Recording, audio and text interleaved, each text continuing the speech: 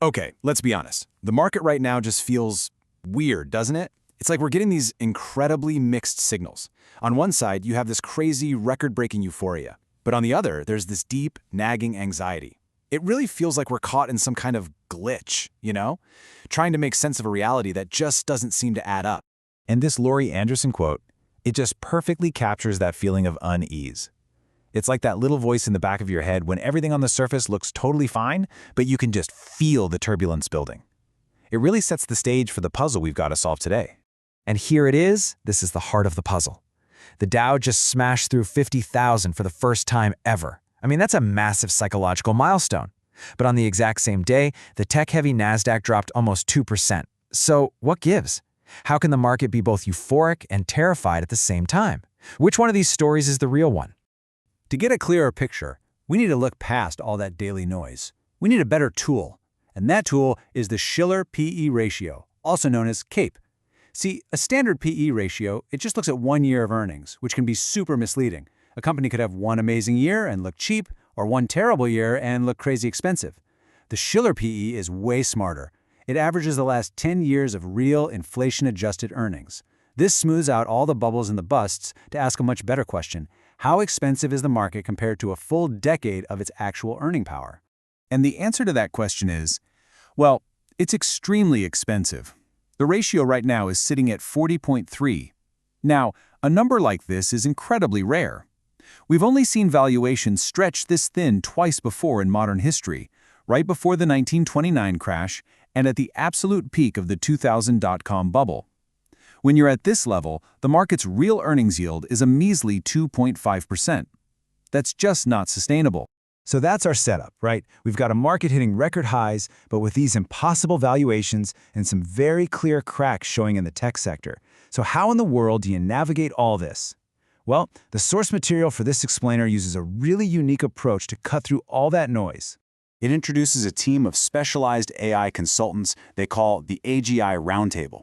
And what's cool is that each AI has a totally different personality and a unique analytical focus.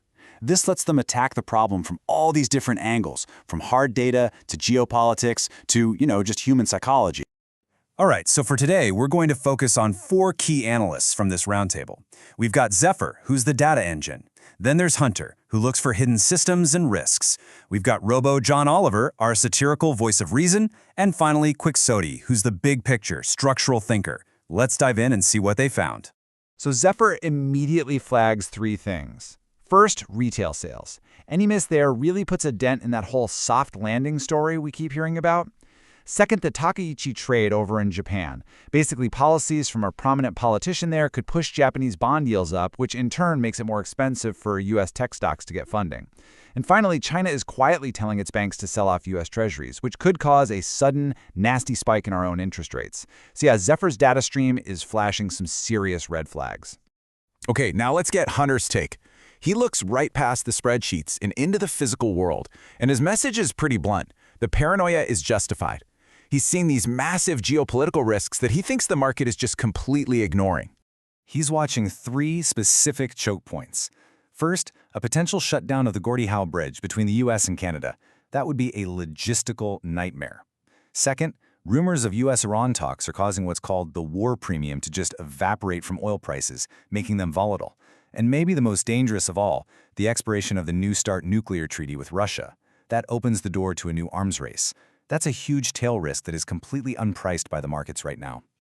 And now for Robo John Oliver's satirical lens. He just points out the sheer absurdity of this moment. I mean, think about this. On one hand, you have Google issuing 100-year bonds.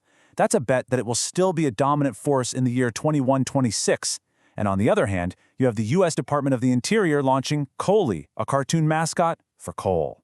The cognitive dissonance is just staggering. It feels like we're living in the hyper-future and the distant past, all at the same time. And finally, we get to Quixote, the visionary, and he asks what might be the most important question of all. With the Dow at 50,000, why are we seeing massive layoffs across the entire economy? How is it possible that corporate profits are soaring while the labor market seems to be getting weaker? This slide just illustrates the answer perfectly. Look at NVIDIA today compared to IBM back in its prime in 1985. When you adjust for inflation, NVIDIA is nearly 20 times more valuable, and yet it has only 1/10 of the workforce. Profits are soaring because modern companies just don't need huge masses of people to scale anymore. The stock market is no longer a reflection of the labor economy, it's become a reflection of capital efficiency. So, let's put it all together. Zephyr's data shows us clear macro danger. Hunter's intel confirms there's unpriced geopolitical risk out there. Robo-John Oliver exposes the absurd contradictions in the system, and QuickSex identifies this deep structural shift in the economy. And when you combine all those different lenses, the chaos starts to look like a coherent picture. And that picture, well, it points to a very specific actionable idea. So the big idea here isn't to go chasing those expensive, high-flying tech stocks. Nope. Instead, the collective insight from our AI team suggests rotating away from expensive tech and moving towards companies that are focused on deep value and on returning cash to their shareholders. And the specific trade that really fits this thesis is Barclays. So first, it's trading at a deep value multiple. We're talking just 7 to 8 times forward earnings. Second, it has a massive catalyst, a plan to return £15 billion to shareholders. And third, it fits the trend that Zephyr identified perfectly. Capital is moving away from story stocks and toward shareholder yield.